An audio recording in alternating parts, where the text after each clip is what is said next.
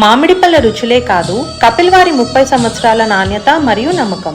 ఆమె ఒక జాతీయ పార్టీ నుంచి గెలిచిన ఎంపీ, కానీ సొంత పార్టీ నేతల కన్నా మరో జాతీయ పార్టీ ఎమ్మెల్యేలకే ఎక్కువ ప్రాధాన్యత ఇస్తున్నారు అన్న టాక్ కొనసాగుతోంది.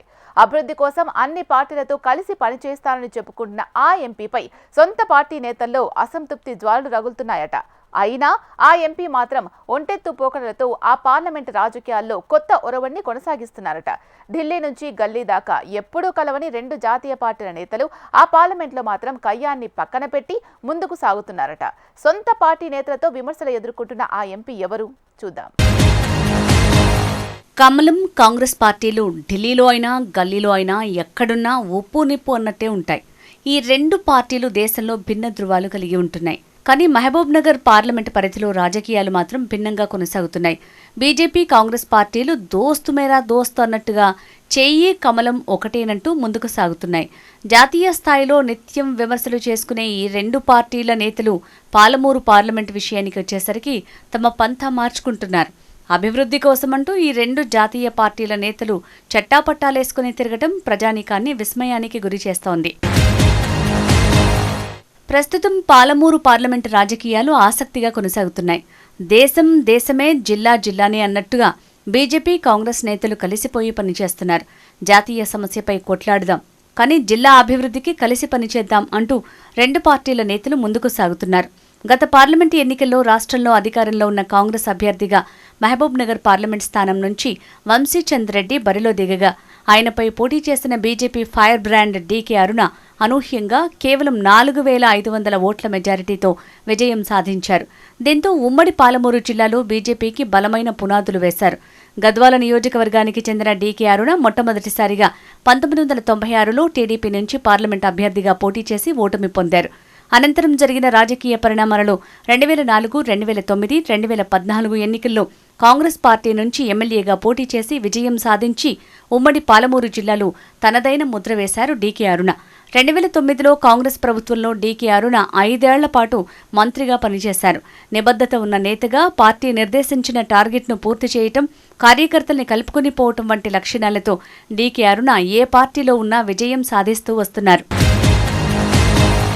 గత ఎన్నికల్లో మహబూబ్ నగర్ ఎంపీగా బీజేపీ అభ్యర్థి డీకే అరుణ గెలవడంతో జిల్లాలో ముఖ్యంగా పాలమూరు పార్లమెంట్లో రాజకీయాలు హాట్గా మారతాయని అన్ని పార్టీలు భావించాయి. కానీ డీకే అరుణ వ్యూహాత్మకంగా అన్ని పార్టీ నాయకులతో కలిసిమెలిసి అభివృద్ధి కార్యక్రమాల్లో పాలుపంచుకుంటూ ముందుకు సాగుతున్నారు. మహబూబ్ నగర్ పార్లమెంట్ పరిధిలో ఉన్న 7 అసెంబ్లీ నియోజకవర్గాల్లోనూ కాంగ్రెస్ ఎమ్మెల్యేలే ఉండటంతో ఎంపీగా గెలిచిన బీజేపీ నాయకురాలు డీకే అరుణ మధ్య తరచూ ప్రోటోకాల్ రగడ తప్పదని మొదట అందరూ భావించారు. కానీ అందరి అంచనాల్ని తలకిందులు చేస్తూ డీకే అరుణ, కాంగ్రెస్ ఎమ్మెల్యేలు ఆమెతో కలిసి అభివృద్ధి పనుల్లో భాగస్వామ్యం అవుతుండటం రాజకీయ నాయకుల్లో కొత్త చర్చకు దారితీసిందట. సిద్ధాంతాల పరంగా భిన్న ధృవాలైన పార్టీలు పాలమూరులో కలిసిమెలిసి తిరగటం వెనుక రాజకీయ కోణం ఏమైనా ఉందా అన్న పుకార్లు పాలమూరు పార్లమెంట్లో షికారు చేస్తున్నాయి. గతంలో కాంగ్రెస్ పార్టీలో మంత్రిగా పనిచేసిన డీకే అరుణకు ఇంకా కాంగ్రెస్ పార్టీపై అభిమానం పోలేదని కొందరు గుసగుసలాడుకుంటున్నారట. జిల్లా బీజేపీ నాయకులు కొందరు జాతీయ స్థాయి నేతలకు డీకే అరుణ వ్యవహారంపై ఫిర్యాదులు కూడా చేస్తున్నారని టాక్ వినిపిస్తోంది. దీనికి తోడు కాంగ్రెస్లో ఉన్న సమయంలో ఎమ్మెల్యే శ్రీనివాసరెడ్డి సైతం డీకే అరుణకు అత్యంత ఆప్తుడిగా కొనసాగారు. ఇదిలా ఉంటే నారాయణపేట జిల్లాలో కూడా తన మేనకోడలు ఎమ్మెల్యేగా ఉండటం, దాంతోపాటు అన్ని నియోజకవర్గాల్లో ఎమ్మెల్యేలతో అభివృద్ధి కార్యక్రమాల్లో చట్టాపట్టాలేసుకుని తిరుగుతున్న డీకే అరుణపై సొంత గూటిలోనే విమర్శలు గుప్పుమంటున్నాయట. అభివృద్ధిలో ఏ పార్టీ నాయకులతోనైనా కలిసి పనిచేస్తానని డీకే అరుణ చెప్తున్నప్పటికీ సొంత పార్టీ బీజేపీలో మాత్రం తీవ్ర అసంతృప్తి వ్యక్తమవుతోందట. డీకే అరుణ తీరుపై ఎవరూ బహిరంగంగా మాట్లాడలేకపోయినా లోలోపల మాత్రం కాషాయ నేతలు కొందరు తీవ్రంగానే మదనపడుతున్నారట. కాంగ్రెస్ పార్టీలో ఉండి బీజేపీలో చేరిన డీకే అరుణకు టికెట్ కేటాయించిన అనంతరం పార్టీలోని సీనియర్ నాయకులను కలుపుకుని పోలేదనే విమర్శ గుట్టుగా సాగుతోందట. ముఖ్యంగా బీజేపీ నుంచి పార్లమెంటు టికెట్ దక్కించుకున్న డీకే అరుణ పార్టీలో సీనియర్ నాయకుడైన మాజీ ఎంపీ జితేందర్ రెడ్డిని మర్యాదపూర్వకంగా కూడా కలవలేదన్న టాక్ వినిపించింది. దీంతో ఆయన కేవలం డీకే అరుణ వ్యవహార శైలి వల్లే పార్టీ మారారన్న ప్రచారం జరుగుతోంది. దీంతో ఆయన కేవలం డీకే అరుణ వ్యవహార శైలి వల్లే పార్టీ మారారన్న ప్రచారం బీజేపీలో జోరుగా సాగుతోందట. ఇదిలా ఉంటే జిల్లా పార్టీలో డీకే అరుణ ఏకఛత్రాధిపత్యంగా కొనసాగుతుండటంతో ఇతర సీనియర్ నేతలు కూడా ఆమెపై అసంతృప్తిగానే ఉన్నారన్న ప్రచారం జోరుగా సాగుతోంది. రాష్ట్ర కోశాధికారిగా ఉన్న పాలమూరు జిల్లా సీనియర్ నాయకుడు శాంతికుమార్ను కూడా డీకే అరుణ పట్టించుకోకపోవడంతో చేసేదేమీ లేక ఆయన పాలమూరు రాజకీయాలకు దూరమయ్యారన్న టాక్ కొనసాగుతోంది. దీంతో ప్రస్తుతం శాంతకుమార్ రాష్ట్ర పార్టీ కార్యక్రమాలకే పరిమితమయ్యారని తెలుస్తోంది.